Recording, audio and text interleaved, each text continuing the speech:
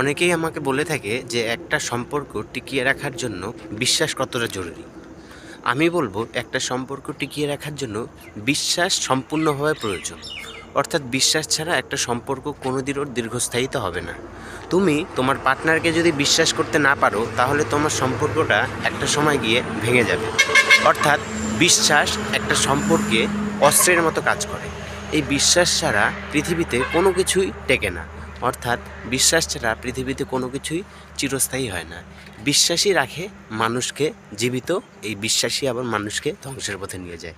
তেমনি এই বিশ্বাসটাই একটা সম্পর্কের অস্ত্র হিসেবে কাজ করে। অর্থাৎ তোমার সম্পর্কটা টিকবে কি টিকবে না সেটা বিশ্বাসের ওপর কাজ করে। অনেক সময় আমি এমন দেখেছি যে অনেক লয়াল পার্সন আছে যারা এই বিশ্বাসের কারণে নিজের সম্পর্ককে একদম ভেঙে ফেলেছে। অর্থাৎ তার সম্পর্কে সে তার পার্টনারকে বিশ্বাস করতে পারে না, সে তার পার্টনারকে সবসময় সন্দেহ করে যায়, যার জন্য তার সম্পর্কটা দিন দিন ভেঙে পড়েছে।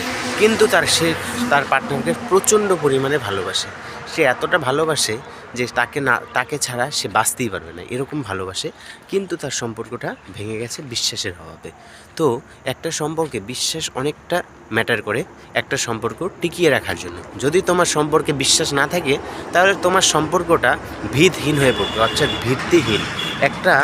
একটা ঘর তোলার জন্য, একটা ছাদওয়ালা ঘর তোলার জন্য প্রথমে নিচের ভিতটা যেমন মজবুত করতে হয়, তেমনি সম্পর্ককে মজবুত করে বিশ্বাস। বিশ্বাস ছাড়া সম্পর্ক কোনো দিনও টিকবে না।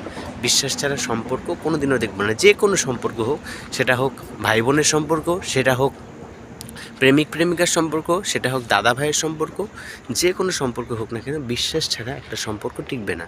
হ্যাঁ, এখন কথা হচ্ছে বিশ্বাস কাকে করবো। তুমি যাকে বিশ্বাস করো, তুমি যাকে ভালোবাসো, তাকেই তুমি বিশ্বাস করতে হবে। অর্থাৎ ভালোবাসাতে বিশ্বাস ছাড়া কোনো কিচ্ছু নাই। আমি এমন অনেক দেখেছি যে অনেক যারা লয়াল না সম্পর্কে, তারাও তার পার্টনারের যে বিশ্বাস আছে, তার বিশ্বাসের দরুন সে তার সম্পর্কে লয়াল হয়ে উঠেছে। অর্থাৎ সে প্রথমে তার পার্টনারকে অতটা সিরিয়াসভাবে নিচ্ছিল না, কিন্তু তার পার্টনার তাকে এতটাই বিশ্বাস করে, এতটাই ভরসা করে যে সে বাধ্য হয়েছে তাকে ভালোবাসতে। অর্থাৎ অনেক সময় এমন দেখা যায় যে অনেকেই যায় একটা রিলেশনশিপে একটু সময় কাটানোর জন্য, কিন্তু একটা সময় গিয়ে সেও ওই সম্পর্কে এঙ্গেজ হয়ে যায়, অর্থাৎ সেও সেই সম্পর্কে বেঁধে যায়। অর্থাৎ সেই সম্পর্ক থেকে বেরোতে পারে না। তখন এটা যে হয়, এটা কিভাবে সম্ভব হয়? এটা সম্ভব হয় হচ্ছে বিশ্বাসের কারণে।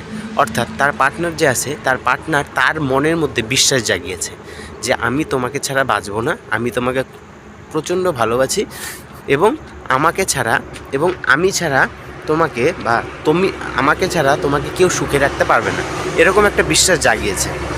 দেখুন, পৃথিবীতে সুখে সবাই সবাইকে রাখতে পারে, কিন্তু ভালোবাসার মানুষ পাওয়া মুশকিল। তাই যেই ভালোবাসার মানুষকে তুমি এখন পেয়েছো, যেই ভালোবাসার মানুষটা তোমার কাছে এখন আছে, তাকে বিশ্বাস করো, তাকে ভরসা করো, দেখবে সে তোমাকে ঠকাবে না। আর যে ঠকানোর, সে ঠকিয়েই যাবে। তুমি যতই কিছু করো না কেন, বিশ্বাস না করো আর বিশ্বাস করো, সে ঠকিয়েই যাবে। অর্থাৎ যে ভালোবাসার মানুষ, তাকে বিশ্বাস করে যাও। তাকে বিশ্বাস করা ছাড়া তোমার করার কিচ্ছু নেই। সে যদি লং ডিস্টেন্স রিলেশনশিপ হয়, তাও তোমার বিশ্বাস করতে হবে। সে যদি শর্ট ডিস্টেন্স রিলেশনশিপ হয়, তাও বিশ্বাস করতে হবে। অনেকেই একটা কথা বলে থাকে যে লং ডিস্টেন্স রিলেশনশিপ বেশি দিন টেকে না।